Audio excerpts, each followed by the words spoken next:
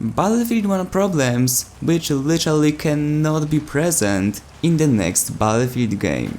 We all know that Battlefield 2018 is coming closer and closer, considering that it will be technically released in June at EA Play and shown to public. Which means that at this point, game has to be ready and cannot be broken, basically.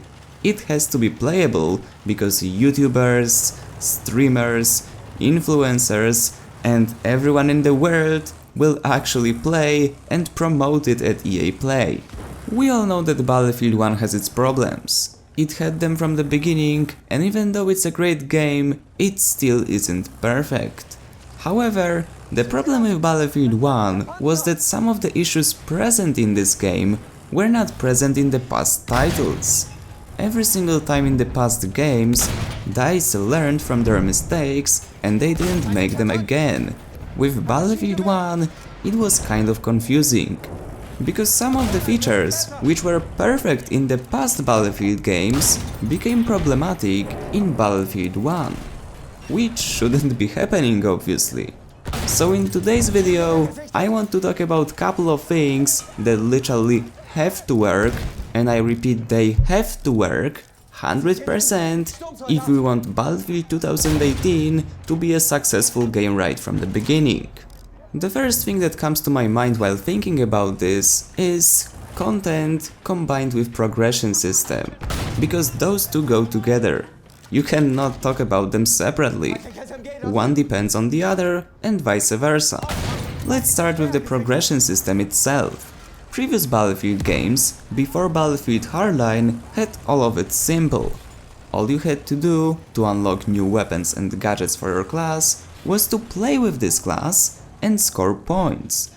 Kill enemies, take flags, destroy vehicles, or even resupply your teammates. All of those points were accumulated together and they progressed towards you unlocking new weapons or gadgets. As you progressed further, some of the weapons which were at the end of unlocking cycle required you to complete certain assignments.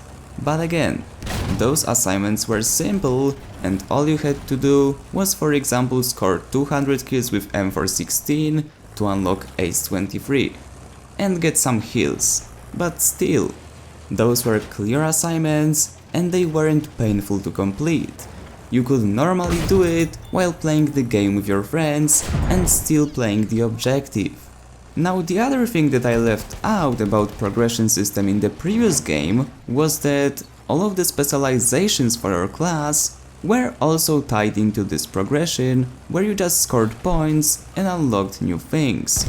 Because I wanted to compare to Battlefield 1, where soldier specializations were not only implemented to the game a year after it was released, but also they required some insane assignments to be unlocked.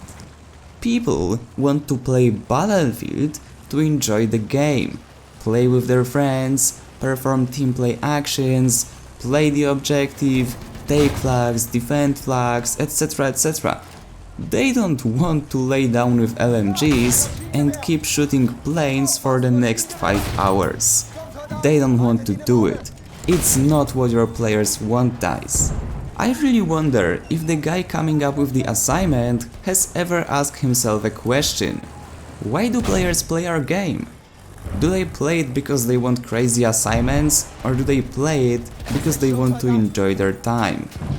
I think the second option is actually correct, and the first one is just a naive imagination. Now, as I've said at the beginning of this video, you can't talk about progression system without mentioning content, because those two basically are the same thing up to some point. They depend on each other and they have to work well together if you want to have a successful game. I'm sure you guys remember that at the beginning of Battlefield 1's life cycle, there were tons of players complaining that Battlefield 1 does not offer enough content. There is not enough weapons, there is not enough things to unlock, and they are already bored with the game. I've already said it in my previous videos, but I'll allow myself to repeat it one more time. In my not so humble opinion, the whole problem wasn't about not having enough weapons. I personally believe that the whole problem was based on the fact that we didn't have enough good weapons which were actually competitive. Being totally honest here, for the first couple of months when Battlefield 1 was released, it didn't make sense to use any other weapon than Automatico or the Hellriegel. Those two were obvious go-to options and everyone played with them because it was the most effective way to play this game.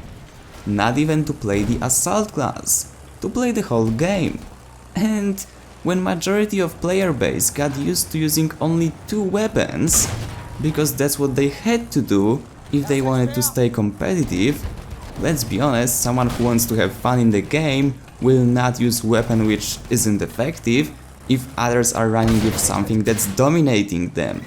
It's actually quite ironic for me to be talking about this right now, because almost a year ago I've made a video about the exact same topic, saying that the Battlefield 1 lack of weapons isn't caused by not having enough weapons, but is caused by the fact that we don't have enough good weapons. And it was 6 months before DICE came up with the idea of implementing TTK update, which was a great idea, but it took way too long to be implemented, and at that point in time, majority of players already left the game. Alright, let's say we have those two things perfectly designed. And now, here is the third one, the one I've already mentioned a moment ago. Balance. Weapons, classes, vehicles, and everything around you has to be balanced. Now you have all rights to say that you enjoy Battlefield 1's balance.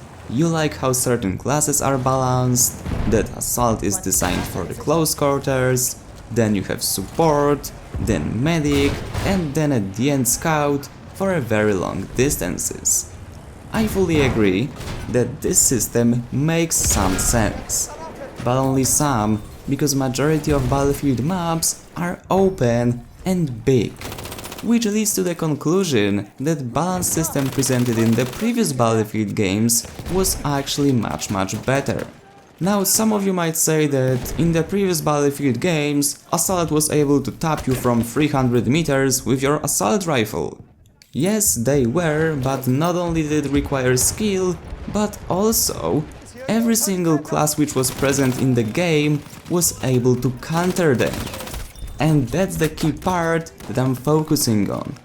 Each class was able to counter the other one. In Battlefield 1 this isn't possible. You can't counter Medic on the longer distance with the Assault class. And the same goes for the Support. You're not gonna counter the Medic on a longer distance. And there is so many more similar examples that I could give. You can't counter the Sniper even on the medium range with the Assault class. You can't do it, you are helpless. And the same goes for the Support. You might be able to do it with the Medic class if the Sniper isn't good. But if the guy is good, you're back to the deployment screen. Now let's take a look at class and weapon balance from the previous Battlefield games. Let's say Battlefield 4. Each class had an option of picking weapon for all of the distances. You were a Support, you had a choice. You could pick a weapon for the close quarters, you could pick a weapon for the medium range and also the one for the long range. And you could also do it for Engineer, Scout or Recon, however it was called, or the Assault. And everyone was happy with that system, because if you wanted to play close quarters, you had weapons to do it, for every class. In Battlefield 1, you are limited to playing with the Assault if you want to go aggressively and be most efficient. I know that comparing those two systems is like walking on the thin ice, because each of them has their fans and people that literally hate them. But I kind of feel like majority of Battlefield 1 players wasn't really satisfied with the current system. Anyway guys, that would be it for this video. Let me know down in the comments, what do you think about those three things? Progression system, content and balance. How do you feel about them in Battlefield 1 and what things would you like to be different in the next Battlefield game. Write down the comment, and as always, if you enjoyed, remember to leave a like, subscribe, and I see you on the battlefield!